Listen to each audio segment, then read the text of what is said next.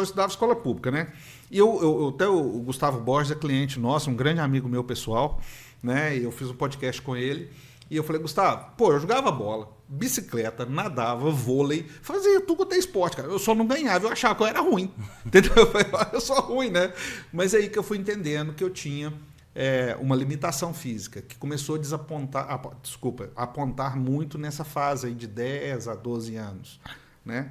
E quando chegou essa fase, eu já não conseguia mais fazer as coisas que eu fazia de forma trivial, né? Eu jogava bola, já passei, não conseguia andar de bicicleta. Então ficou muito latente aquilo, né? Foi uma coisa assim, poxa, eu tenho um problema. O que está acontecendo com isso? E outra coisa, né? Cara, todo mundo que me amava, me chamava de mole, pamonha, tirando minha mãe, entendeu? Tirando minha mãe, o resto todo mundo era assim, cara. Pamonha, você é mole pra caramba e tal. Eu convivi com isso, cara. E levava de boa. Eu lembro na escola eles me chamavam de mula manca, de aleijado, entendeu? E isso, cara. E são meus amigos, entende ou não? E eu convivia, né? Eu lembro que a única pessoa que xingava eles quando eles me chamavam era minha mãe.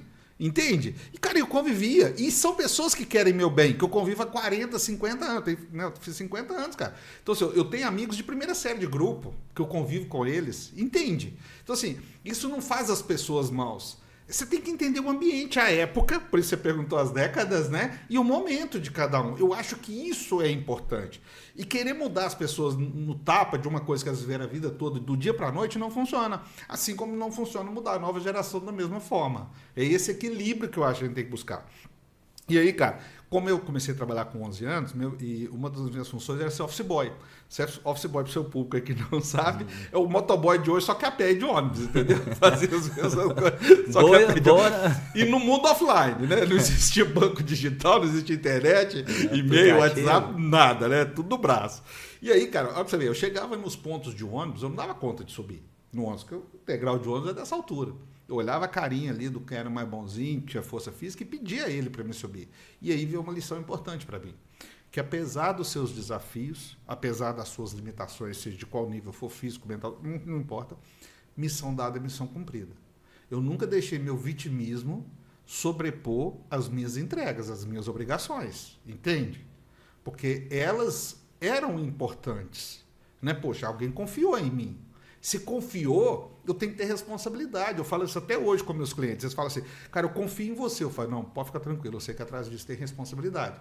Hoje as pessoas querem confiança sem demonstrar. Né? Eu brinco o seguinte, você primeiro deveria conferir para depois confiar. E as pessoas querem confiar sem conferir. É onde dá muito problema em ambiente empresarial, relacionamento, empresa familiar principalmente. Né? Não, meu cunhado, meu irmão, meu primo, minha mãe, minha esposa, meu marido, meu filho. Tá tudo bem? Não, não tá tudo bem. Entende? Existe confiança, existe lado ético nisso tudo? Entende? Então, assim, você imagina, cara, eu saía de Contagem, que era o lugar onde eu morava, uma cidade vizinha, como se fosse Guarulhos, São Paulo, por exemplo, nasci em Guarulhos, inclusive. Chegava em Belo Horizonte, cara, moleque, sem saber para onde ir. Não existia o Waze, entendeu? No máximo uma lista telefônica, você parava nos comércios e ia perguntando onde ficava isso, onde ficava aquilo, entendeu?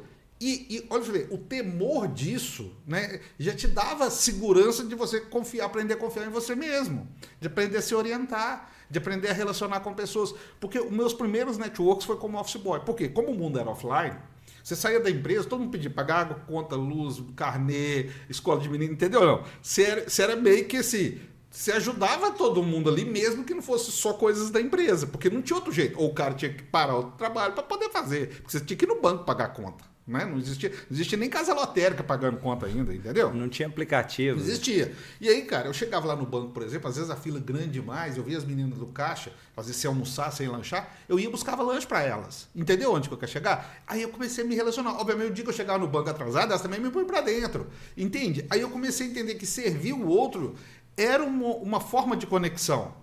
Entende? E de gerar respeito. Porque acabava que a empresa tinha em você uma referência ali. E começou a credibilidade. Porque não existia TED, DOC, PIX, nada disso. Cartão de crédito era para quem era rico. Né? Então era um ambiente de dinheiro, de moeda viva, no máximo um cheque. Entende? E as pessoas passavam a confiar em você, aquilo ali. Que você pegava e entregava. Eu lembrei veio uma memória aqui, quando eu era criança, às vezes me dava R$1 pra eu ir no banco, pegar a fila e fazer. Eu achava a coisa mais boa do mundo. Era isso. Ficava feliz da vida de pegar a fila, andar lá longe a pé por causa de R$1 e... E hoje as pessoas querem pular etapa, né? As pessoas, eu quero ser diretor, eu quero ser CEO, eu quero ser C-level, seja de qual nível for. Eu olho para isso e falo, cara, tá perdendo uma oportunidade da sua vida. Por quê? O dia que eu passei a frequentar o ambiente interno das empresas, porque nem sempre você estava tomado, tinha dia que você estava livre. O que eu passei a fazer? A servir a turma de dentro, porque sempre todo mundo muito cheio de serviço, né?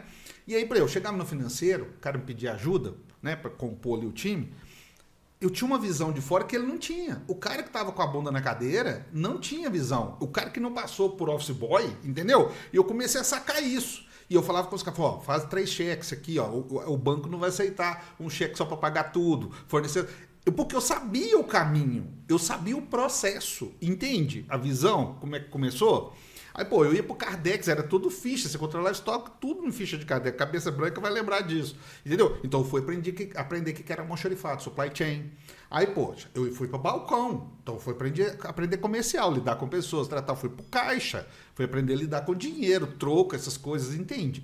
Tudo isso que as pessoas hoje querem pular, porque acham que isso é um serviço que não é digno, né, ou que não está à altura deles porque estudou e tal. Lembra, eu estava com 11 anos, eu estava estudando aí na minha época ginásio, colegial e tal, e eu fui aprendendo um monte de profissões.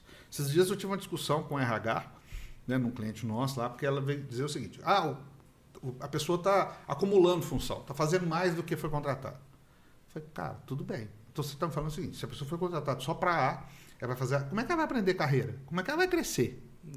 Sabe aquele negócio? É um negócio, cara, que eu olho, mas a lei fala, cara, tudo bem, velho, mas assim, poxa, você já pensou se isso, né, for assim, a ferro e for, quem vai aprender o quê? Então eu transitei, e transitava sincera, auxiliar, depois aquilo que você dava bem analista. E uma coisa que, imagina que eu quero, sei lá, sair de supervisor e virar gerente. Primeiro eu tenho que mostrar que eu tenho essa capacidade, não no curto prazo, né? Porque eu fiz uma tarefa de gerente uma vez, não. Eu tenho que ter feito aquilo, talvez, ano, cara, e mostrando, eu seguro isso aqui. Tudo isso foi anos, meu irmão. Foi anos, entendeu? Então, assim, eu trabalhei numa indústria moveleira, tinha chiqueiro. Cara, eu lavava o chiqueiro, eu dava comida para os porcos. Eu era auxiliar administrativo na carteira. Entendeu? Não, eu lavava banheiro de todo o time operacional. Em contrapartida, eles faziam uma latinha, cara, de sardinha, com 3 preguinhos embaixo na madeira, punha álcool para esquentar marmita, porque tinha que levar marmita. Não tinha benefício de vale transporte, refeição, nada disso. Eu era feliz em fazer com dignidade. Eu era feliz de ter um trabalho, entende? Cara, eu estava felizaço de estar ocupado. Te diz lá, dos moveleiros dá muito pó, né, de madeira, essas coisas. Deu um enxame de pulga, cara. Eu podia dar o calor que fosse, eu tinha com roupa comprida, juntava. E eu ia. Entende? Aí hoje as pessoas querem pôr dificuldade nas coisas, eu olho para isso e falo, cara, não entendeu o processo. Não entendeu que se não passar por ele, mesmo que você conquiste altos cargos, cara, não vai ser a mesma coisa. Entendeu? Vai ter a frustração. Não adianta. E assim, cara, eu fazia com a maior alegria do mundo, sentava com todo mundo lá da área da operação, a gente comia lá na marmita junto, entende? Era assim. Foi assim que eu fui tendo visão de processos de pessoas. Eu fui skin the game. Hoje é difícil ter um processo numa empresa que eu não domino.